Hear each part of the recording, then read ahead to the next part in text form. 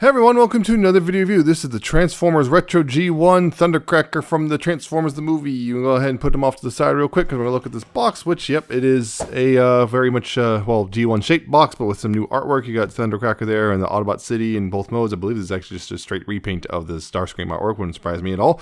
You got the Transformers the movie logo up there with some Unicron and whatnot. You got the, hey, look, the couple steps to get him to his robot mode. And then on the side, of course, you have some product shots.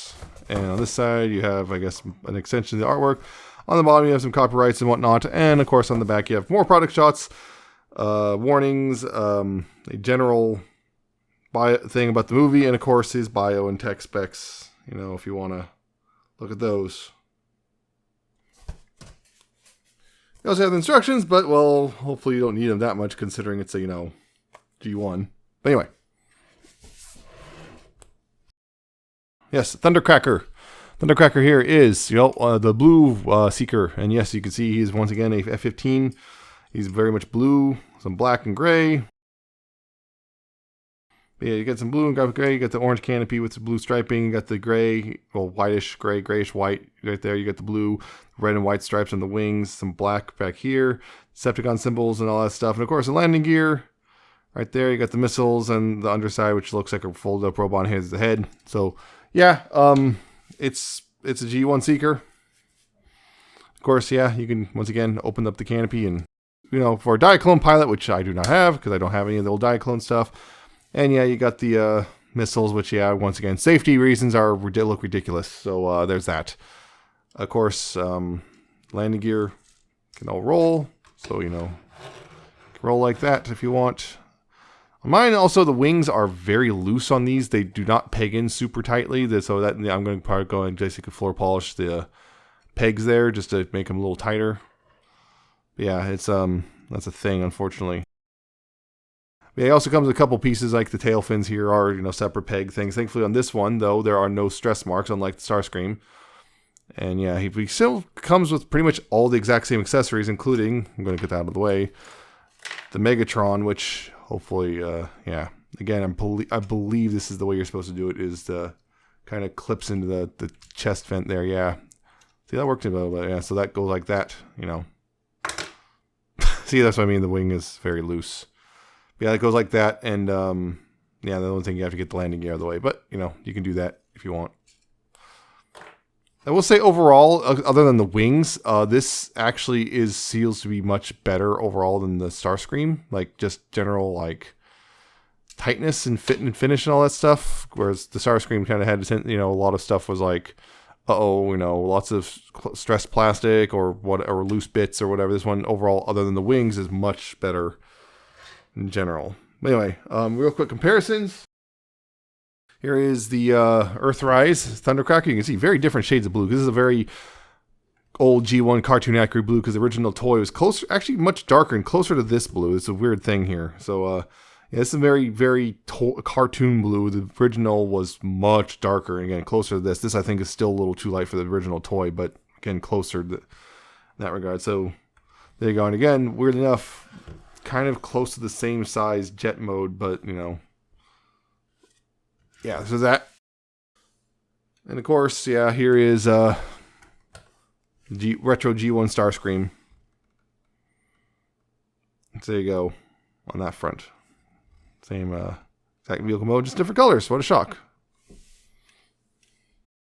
So yeah, that's the vehicle mode still. You know, still the G1 thing with, you know, kind of obvious things like, hey, look, there's a big old gap right there because those are legs. But anyway, you know, transformation's also the same, you know, just again, they tell you to remove the wings and stuff, but you really don't have to. But yeah, removing the guns there, removing the landing gear, and yeah, pulling his feet down, and folding the wings at 90 degrees so you can get all this stuff all sorted out. You know, folding those like that, standing them up, then, you know, pushing that forward so then you can push the arms through and around.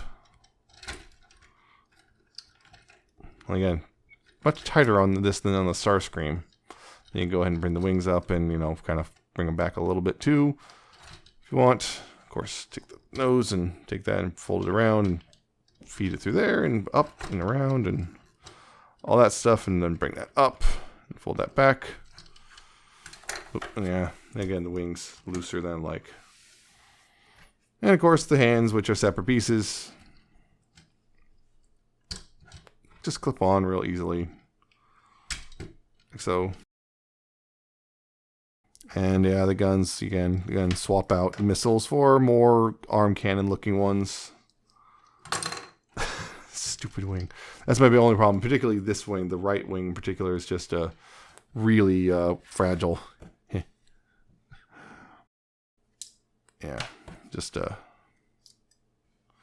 look those pegged on. Yeah, and there you go. There's Thundercracker's robot mode. And yeah, again, it's a G1 Seeker, so it's, you know, it's pretty much, you know what to expect on this guy. But yeah, it's looks pretty good. You know, overall, you can see, again, lots of blue, lots of kind of that grayish white. Nicely painted face overall.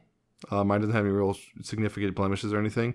Again, the cockpit chest and all that stuff, and the gray hands, and there is some detailing down here, like venting and whatnot, but black and blue and some reds and on the wings. And then pretty much you go, there's your lot. And of course the new those cannons instead. So yeah, it's pretty good looking overall. Still kind of like this mold, just again, part of this nostalgia for me as well. Oh yeah, unlike last time, I kind of, something I forgot to bring up, which is something I did as a cool kid with my G2 Starscream.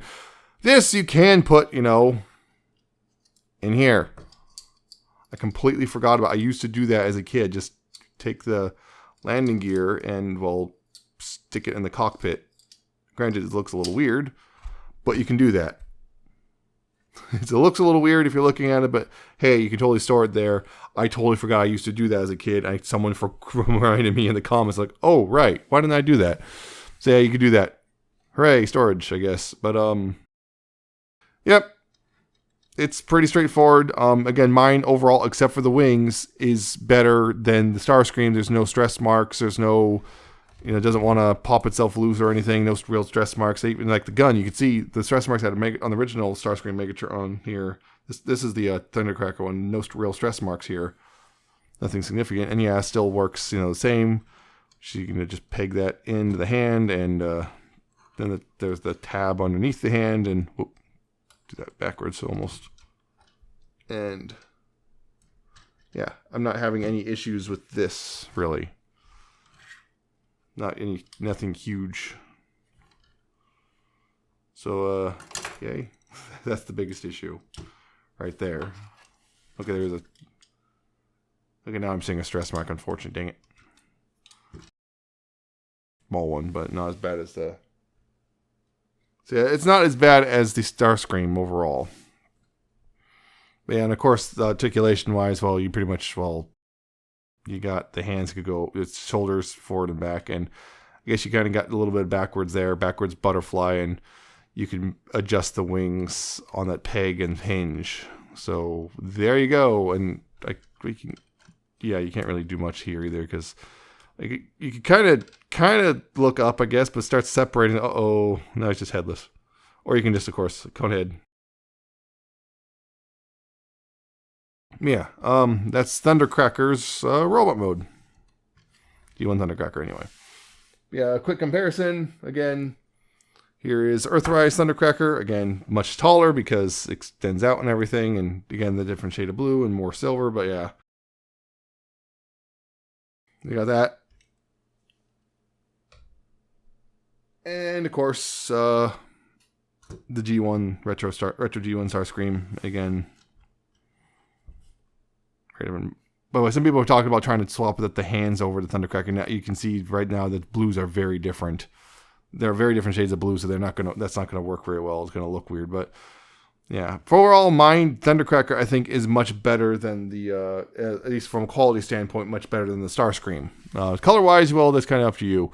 The best one, obviously, Skywarp, but well, he's not out yet. And I suspect though we're gonna get, considering we got Starscream and Thundercracker, Skywarp, the Retro G1 Skywarp is probably not far along. So yeah, again, it's a G1 mold, for better or for worse. You know, if that's your thing, might be worth picking up. If you kind of want a toy, well, actually, you know, darker blue, because that's what Thundercracker was, well, you kind of SOL on that.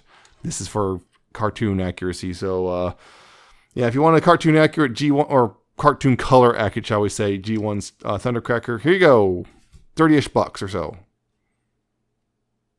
Somewhere in that neighborhood. So yeah,